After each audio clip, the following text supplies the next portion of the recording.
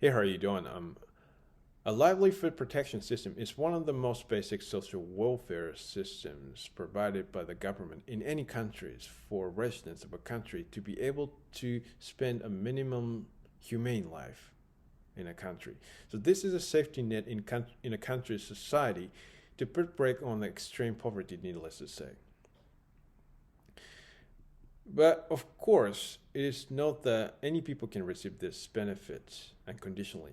So prior to using this social welfare system, you needless to say you should be screened in various ways to prove if it is truly impossible for you to make a living independently without relying on livelihood protection system from the government.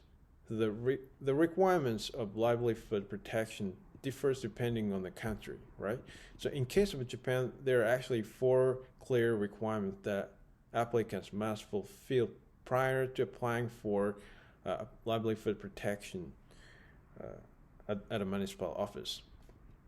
So first one is living costs should fall below the minimum living costs regulated by the Japanese government. So the legal minimum living costs in Japan is set to be 130,000 yen per month. So it'll be like 878 US dollars according to the yen dollar exchange rate in October 2022. So 130,000 yen is in to be the minimum living cost that allows one person, one adult, to survive for a month in a Japanese society. The second one is you don't have a good healthy body. You don't have a good healthy body that allows you to work even though you want to work. So serious disease and serious injuries that force you to stay home until perfect cure entitles you to receive a great compassion from the government in the form of receiving, uh, uh, you know, public assistance from the government. The third one is like you should possess no assets, no lands, no savings, no money that will cover your living costs. So at the time your asset that can cover your living costs is found after your application for livelihood protection will be cancelled perfectly. The fourth one is like even if you use public lending facilities provided by the government and public pension system, using a pension system, the amount of money that you can collect through these public services doesn't still doesn't still cover your living cost, right? So based on these four requirements, these four basic requirements for livelihood protection, you are screened in various ways to make sure if you truly face serious hardship on your living. Like, for example, you are checked. You're checked if you have children, if you have siblings, if you have brothers and sisters, and you have relatives that you can ask for your living assistance, right? And and if you have a car, no matter how seriously you think you need it for your living, once the authority just your car as a luxury asset to be sold, you are required to sell it to cover your living costs, with gain on disposal of a car. But it depends. But it depends on municipality in Japan, though. And a TV and a computer, laptop computer, tend to be seen as luxury asset to be sold for your living. So you have a place to live in Japan, but all you have is just a clothes that you wear on, but you have nothing except for this.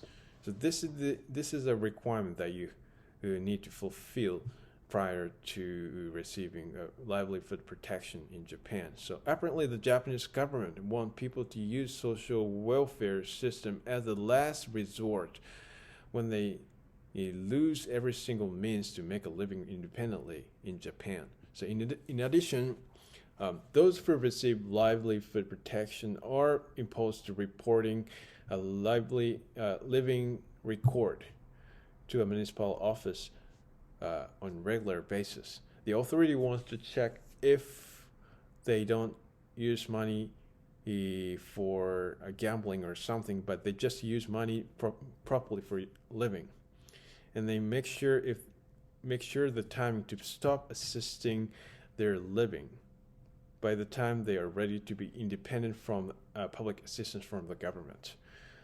So the government recognition of the objective of livelihood protection service is this public assistance should be a temporary emergency evacuation for those who confront serious hardship on their livings. Of course, there are many people who fully rely on public assistance for their living, but the government wants to encourage people to be independent from the public assistance as much as possible and as soon as possible.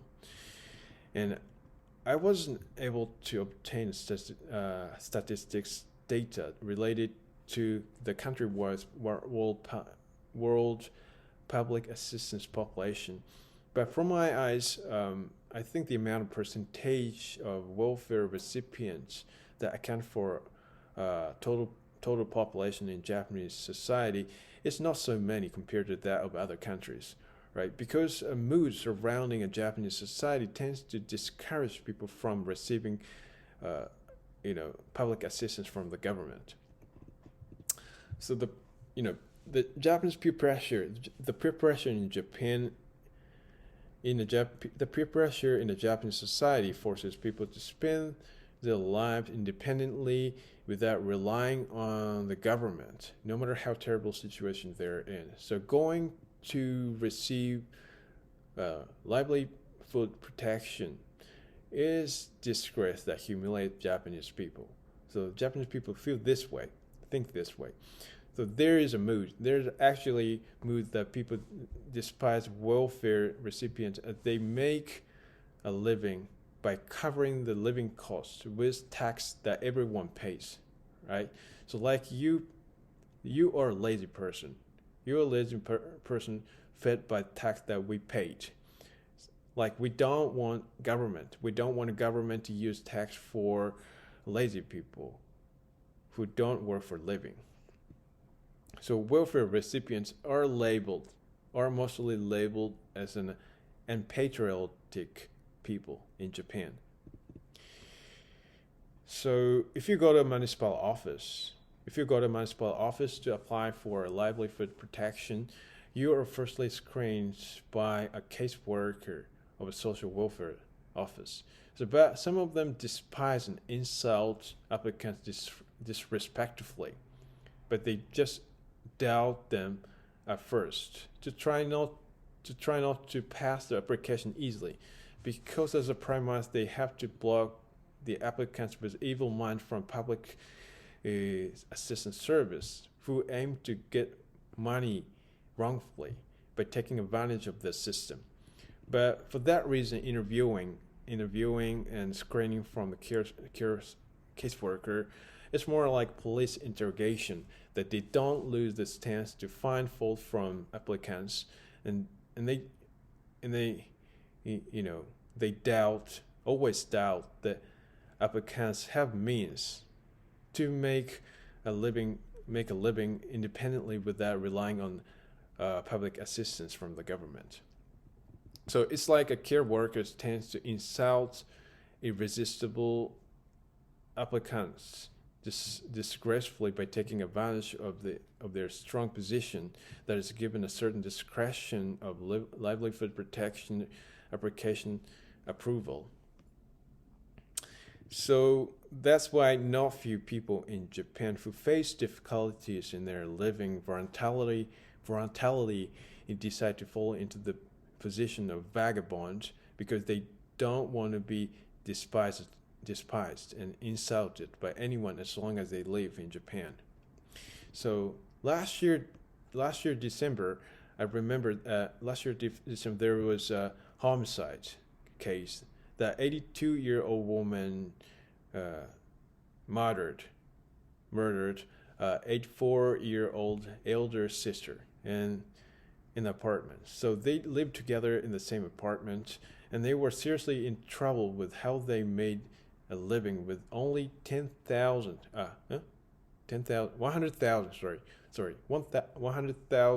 yen per month that they received as pension from the government. In addition, 84-year-old lady was bedridden, who needed nursing care from a younger sister on a daily basis. So this is a homicide at the victim's request. Although they were cornered to the point where a younger sister needed to murder a elder sister for living, they didn't apply for livelihood protection because they thought they would cause trouble to others by receiving livelihood protection from the government. So as long as I observe the current livelihood protection system in Japan, it cannot be said that this system sends public benefit to the right person in the right timing. Right? So in the first place, Japan's social atmosphere strongly discourages people from raising the hand to show the distress signal, to take the social benefit and public assistance voluntarily from the government, right? Because the Japanese people don't want to be despised by anyone and don't want to be insulted by anyone, and they don't want to cause trouble to anyone, and they want to keep their pride to make a living by themselves independently without relying on the government. So after all, they tend to leave everything at the door, no matter how difficult situation they face, although they are already cornered to the point where they must choose life or death, right? So I think this is not undoubtedly a good situation in Japan, because Japanese livelihood protection doesn't work properly for people who actually need this, right?